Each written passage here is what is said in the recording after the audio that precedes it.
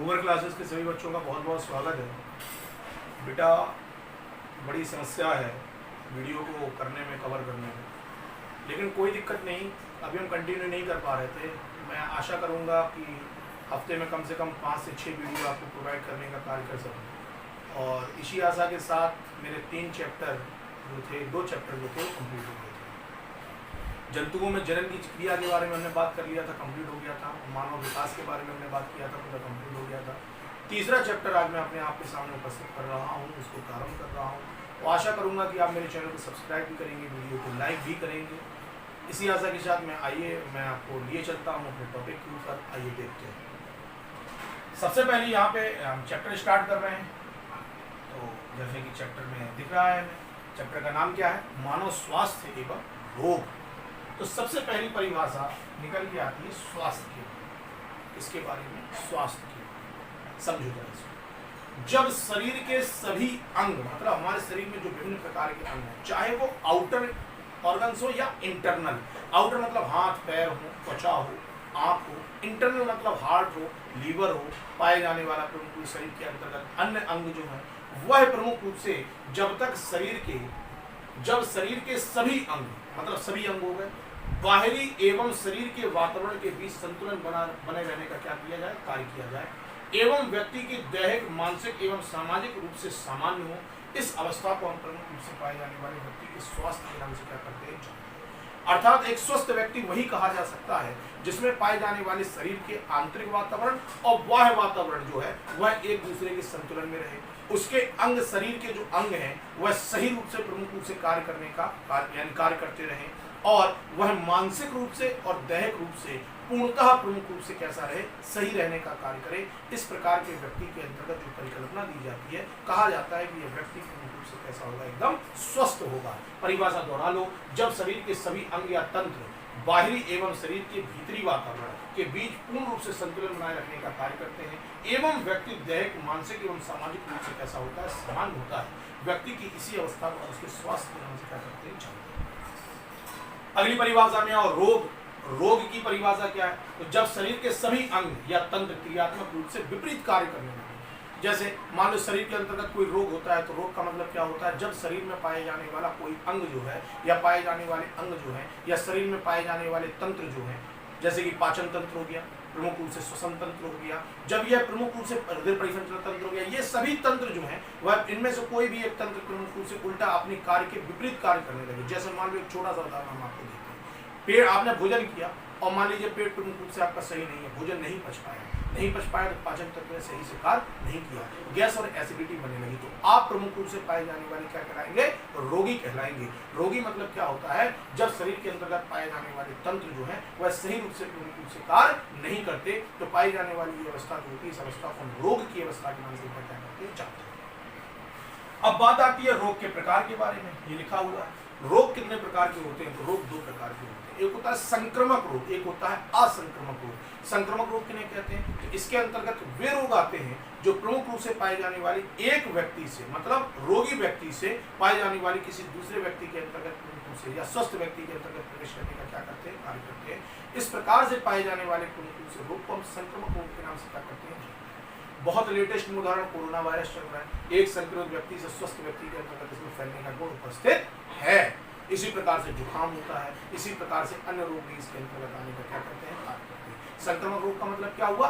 वे रोग जो प्रमुख रूप से पाए जाने वाले रोगी व्यक्ति से एक स्वस्थ व्यक्ति के अंतर्गत करने का कार्य करते हैं। इस प्रकार के पाए जाने वाले प्रमुख रूप से रोगों को हम संक्रमक रोग के नाम से क्या करते हैं? जानते हैं। चलो अगले टॉपिक में आओ। असंक्रमक रोग। असंक्रमक रोग मतलब नहीं होते। किसी भी पाए जाने वाले रोगी व्यक्ति से किसी भी स्वस्थ व्यक्ति के अंतर्गत यह रोग उत्पन्न नहीं होगा। इस प्रकार के पाए जाने वाले रोग को हम असंक्रमक रोग के नाम से क्या करते हैं? जानते हैं। असंक्रमक रोग का मतलब क्या? वे रोग जो प्रमुख रूप से पाए जाने वाले रोगी व्यक्ति से किसी स्वस्थ व्यक्ति में नहीं होते। इस प्रकार के पाए जाने वाले रोगों को हम असंक्रमक रोगों के नाम से क्या कहते हैं? जैसे उदाहरण ले लो, मान लीजिए किसी व्यक्ति को प्रमुख रूप से एड्स है, तो उसके छूने से, उसके प्रमुख रूप से बात करने से, उसके साथ खाना खाने से हमें यह रोग उत्पन्न नहीं होगा। कैंसर है, किसी व्यक्ति को कैंसर है तो उसके साथ रहने से, खाना खाने से, पीने से हमें यह रोग नहीं होगा। असंक्रामक रोग है क्योंकि यह पाए जाने वाले रोगी व्यक्ति से स्वस्थ व्यक्ति के अंदर पहुंचने का कार्य नहीं करते, इसलिए रोगों को हम असंक्रामक रोगों के नाम से क्या करते हैं, जानते हैं। आइए आगे। अच्छा, अब एक चीज बताओ कि जब रोग होता होगा ना बेटा, क्या होता होगा, रोग। जब रोग होता होगा तो उसका कोई कारक होता होगा। 100% कोई ना कोई रोग जब होता है तो उसका कोई ना कोई कारण होगा। ऐसे तो कोई क्रिया हो नहीं जाती बिना कारण के। तो पाए जाने वाले प्रमुख रूप से रोगी कारक के बारे में बात करते हैं या रोगजनक के बारे में बात करते हैं। रोगजनक कहने कहते हैं तो वे जीव जो जंतुओं और पौधों में रोग को उत्पन्न करने का कार्य करें। रोगजनक या रोगी कारक, कारक मतलब जिसके कारण हो रहा है यह रोग। तो रोगजनक का मतलब क्या हुआ, प्रमुख रूप से पाए जाने वाले वे जीव जो प्रमुख रूप से रोग को उत्पन्न करने का क्या करते हैं, कार्य करते हैं। इस प्रकार के पाए जाने वाले प्रमुख रूप से जो कारक होंगे जो किसी दूसरे व्यक्ति में, पेड़ पौधों में रोग को उत्पन्न करने का कार्य करेंगे, इनको हम रोगजनक के नाम से क्या करते हैं, जानते हैं। जैसे उदाहरण के तौर पर बात करें बैक्टीरिया, बैक्टीरिया के द्वारा विभिन्न प्रकार के रोग होने का कार्य करता है। साल्मोनेला टाइफी एक प्रमुख रूप से पाए जाने वाला जीवाणु है, इसके कारण प्रमुख रूप से टाइफाइड नामक रोग उत्पन्न होने का कार्य करता है। इसी प्रकार से वायरस आपका लेटेस्ट में चल रहा है कोविड-19। इसी प्रकार से राइनो वायरस, इसके कारण जुकाम होता है। कवक के कारण आपको देखते हैं कि हम प्रमुख रूप से दाद, खाज, खुजली जो होती है इसके कारण होती है। निमेटोड्स हमारे पेट के अंतर्गत छोटे छोटे प्रमुख रूप से चपटे फीता कृमि क्या होते हैं, पाए जाते हैं। इसके कारण विभिन्न प्रकार की पेट संबंधी बीमारियां जो होती है उत्पन्न होने का क्या करती है। तो ये सभी रोगजनक कहलाएंगे, जो मतलब रोगों को जन्म देने का क्या करेंगे, काम करेंगे। अगला वाहक, ऐसे बहुत से रोगी कारक हैं जो एक ही स्थान में पड़े रहते हैं, लेकिन एक स्थान से दूसरे स्थान पे ऐसे अपने आप नहीं जा सकते। उनके लिए कोई ना कोई माध्यम चाहिए जिस माध्यम के द्वारा वह प्रमुख रूप से एक स्थान में दूसरे स्थान पर जाए और पाए जाने वाले किसी जीव के अंतर्गत प्रवेश करने का क्या करें, कार्य करें। तो इनको हम प्रमुख रूप से क्या कहते हैं, वाहक कहते हैं। रोगी वाहक या रोग का वाहक क्या कहलाता है, वाहक के बारे में बात करते हैं। वाहक का मतलब होता है प्रमुख रूप से पाए जाने वाले ऐसे जीव जो रोगी कारकों को एक स्थान से दूसरे स्थान तक ले जाने का कार्य करें या किसी स्वस्थ व्यक्ति के अंतर्गत उसको पहुंचाने का कार्य करें। इस प्रकार के पाए जाने वाले जीवों को हम रोग वाहक के नाम से क्या करते हैं, जानते हैं। जैसे हम उदाहरण के तौर पे बात करें, जैसे मलेरिया रोग का वाहक जो है वो मादा एनाफिलिस मच्छर को माना जाता है। माना जाता है कि यह रोग जो प्रमुख रूप से पाए जाने वाला हमारा मलेरिया रोग है, यह प्लाज्मोडियम स्लाइम मोल्ड के कारण प्रमुख रूप से उत्पन्न होने का क्या करता है, कार्य करता है। अब प्लाज्मोडियम स्लाइम मोल्ड जो होता है वो गंदे पानी के अंतर्गत पाया जाता है। अब मच्छर उसी गंदे पानी के ऊपर आके बैठ जाता है, तो क्या करता है कि मच्छर जब पानी को पीता है तो वह प्रमुख रूप से पाए जाने वाले पानी के साथ साथ इस कारक को भी पी लेता है। अब ये मच्छर के शरीर में प्रवेश कर गया, वही मच्छर आया, इन्फेक्टेड मच्छर आया और फिर पाए जाने वाले व्यक्ति को क्या कर लिया, काट लिया। जब उसने काटा तो यह पाए जाने वाला प्लाज्मोडियम स्लाइम मोल्ड जो है वह प्रमुख रूप से जीव के शरीर के अंदर क्या कर गया, प्रवेश कर गया और पाए जाने वाले प्रमुख रूप से पाए जाने वाले रोगी जो है रोग जो है प्रमुख रूप से उत्पन्न होने का क्या करता है, कार्य करता है।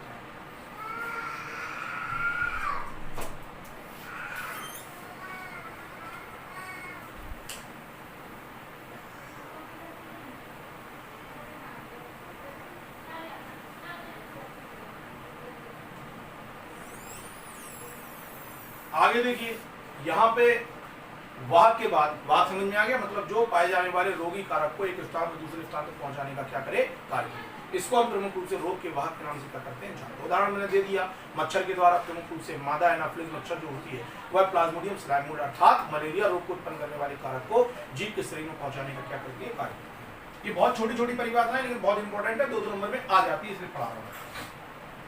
7वें में आओ, रिजर्वायर के बारे में बात कर रहे हैं। किसके बारे में बात कर रहे हैं, रिजर्वायर। रिजर्वायर के बारे में बात करोगे, रिजर्वायर क्या कहलाता है, तो वे पोषक जो रोगी कारक को पोषण प्रदान करते हैं तथा रोगी कारक इनमें किसी प्रकार के रोग को उत्पन्न करने का कार्य नहीं करता, इनको हम प्रमुख रूप से रिजर्वायर के नाम से क्या करते हैं, जानते हैं। जैसे अभी आपके सामने उदाहरण प्रस्तुत किया था, मच्छर जो होता है, मच्छर इसने मादा एनाफिलिस मच्छर ने क्या किया, प्लाज्मोडियम स्लाइम मोल्ड को अपने शरीर के अंतर्गत प्रवेश कराने का क्या किया, कार्य किया।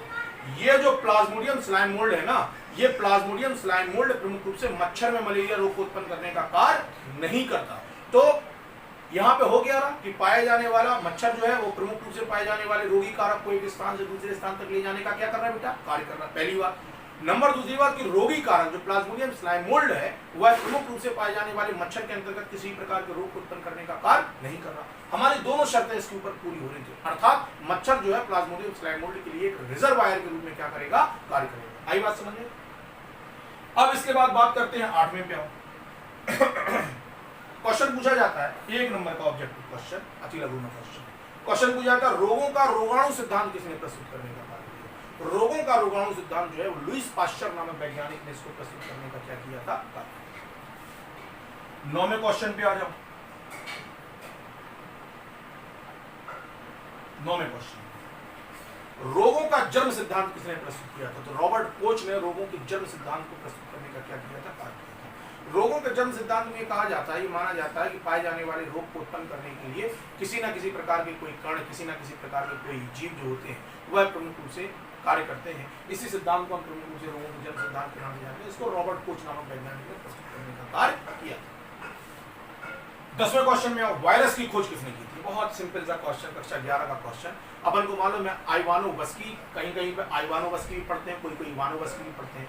इवानोवस्की या आइवानोवस्की नामक वैज्ञानिक ने तंबाकू में होने वाले मोज़ेक रोग के अंतर्गत, एक पीला चिट्टीदार रोग होता है जिसके कारण क्या होता है कि तंबाकू की पत्ती के अंतर्गत जो क्लोरोफिल होता है वो क्या हो जाता है? समाप्त हो जाता है और पत्ती प्रमुख रूप से पीली पड़ने का क्या करने लगती है? कार्य करने लगती है।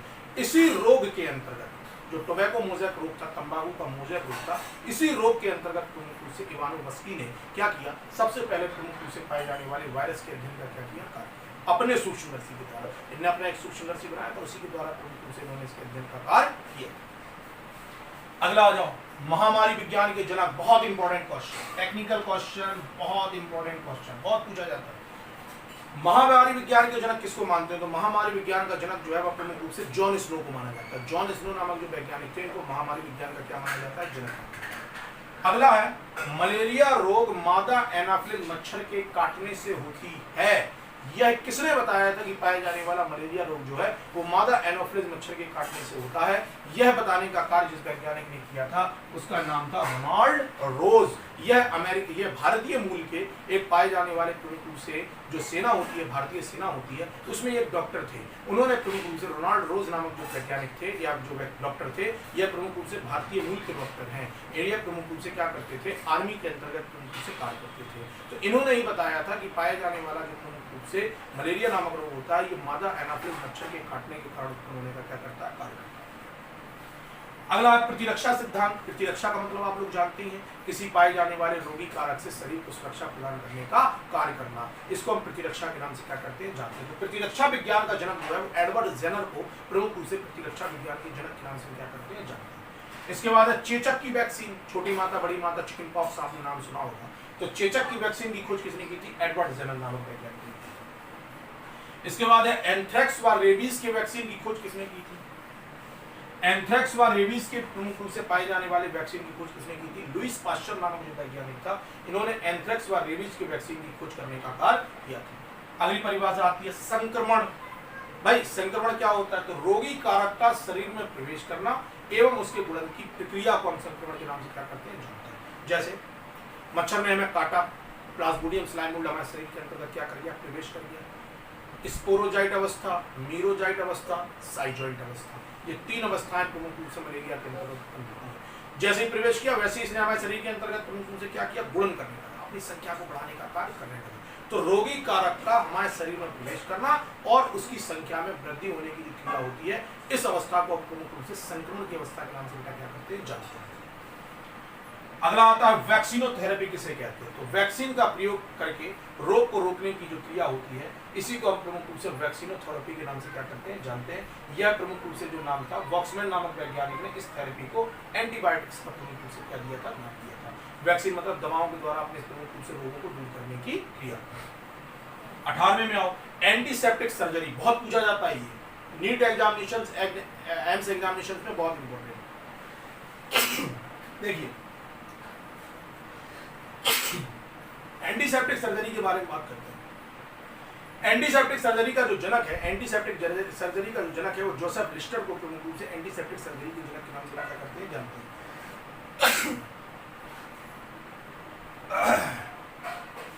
चीज भी अभी आनी थी।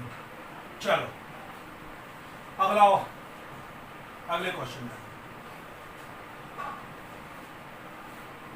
अगला है 19वां क्वेश्चन। 20 अगस्त को कौन सा दिवस मनाया जाता है? ये देखो 20 अगस्त को कौन सा दिवस मनाया जाता है? यहाँ पे एक चीज गलत हुई, यहाँ पे याद रखना है 20 अगस्त को जिस दिवस के रूप में मनाया जाता है उसको हम मलेरिया दिवस, सॉरी मच्छर दिवस के रूप में मनाने की बात करते हैं। लो भैया, मच्छर के ऊपर भी एक दिन बनी है। क्वेश्चन पूछ लिया जाए मच्छर दिवस कब मनाया जाता है, तो 20 अगस्त को प्रमुख रूप से मच्छर दिवस के रूप में इसको मनाया जाने का क्या किया जाता है। अगला आ जाओ, एंटीबायोटिक्स की खोज किसने की थी? बहुत सिंपल क्वेश्चन बता चुके हैं, अलेक्जेंडर फ्लेमिंग ने प्रमुख रूप से इसकी खोज की थी। इसके बाद एंटीजन एंटीबॉडीज की क्रिया का अध्ययन, मतलब प्रतिरक्षा विज्ञान की वह शाखा जिसके अंतर्गत हम एंटीजन और एंटीबॉडीज के अध्ययन का कार्य करते हैं, उसको हम प्रमुख रूप से किसका नाम देते हैं? सीरोलॉजी। अब ये समझना पड़ेगा सर, सीरोलॉजी का मतलब क्या होता है? सीरम, सीरम मतलब समझते हो? समझो, आजकल कोविड-19 जो चल रहा है इसमें एक नया वर्ड आ गया, एक नया तरीका है, कह रहे प्लाज्मा थेरेपी के द्वारा प्रमुख रूप से पाए जाने वाले कोविड-19 के मरीजों का इलाज कर लेंगे। कैसे होता क्या है कि जब हमारे शरीर के अंतर्गत कोई रोग होता है ना, तो उसकी एंटीबॉडीज हमारे शरीर अपने आप बनाने लगती है, अपने आप लड़ता है उसको, एंटीबॉडीज बनने लगती है। अब मान लो रोगी अगर सही हो गया तो उसकी एंटीबॉडीज मजबूत कर रहे, उसकी एंटीबॉडीज को हमने उसके रोधन से क्या कर लिया? निकाल लिया। किस रूप में निकाला? प्लाज्मा के रूप में निकाल लिया। अब इसी प्लाज्मा को आपने प्रमुख रूप से जब अलग किया, इसी प्लाज्मा को आपने लिया और पाए जाने वाले अन्य रोगियों के अंतर्गत प्रवेश कराने का क्या किया? तो ये जो बनी बनाई एंटीबॉडीज इनके शरीर में प्रवेश कर गई, तो वो रोगी भी प्रमुख रूप से सही होने का क्या करेंगे? कार्य करेंगे। इसी थेरेपी को हम प्लाज्मा थेरेपी के नाम से क्या करते हैं? जानते हैं। ये सीरोलॉजी है ना, ये सीरोलॉजी को ही प्लाज्मा थेरेपी के नाम से क्या किया जाता है? जानते हैं। सीरम, सीरम मतलब द्रव, वो पीला द्रव जो प्रमुख रूप से हृदय के अंतर्गत उपस्थित रहने का कार्य करता है, उसी को हम प्लाज्मा या सीरम कहते हैं। ये चीजें बड़ी काम की है भैया, ये तो बहुत ही काम की चीज। हम जब आपको प्रतिरक्षा विज्ञान के बारे में पढ़ाएंगे शॉर्ट हैंड में, छोटी ट्रिक में, तब आप इसको बड़ा उपयोग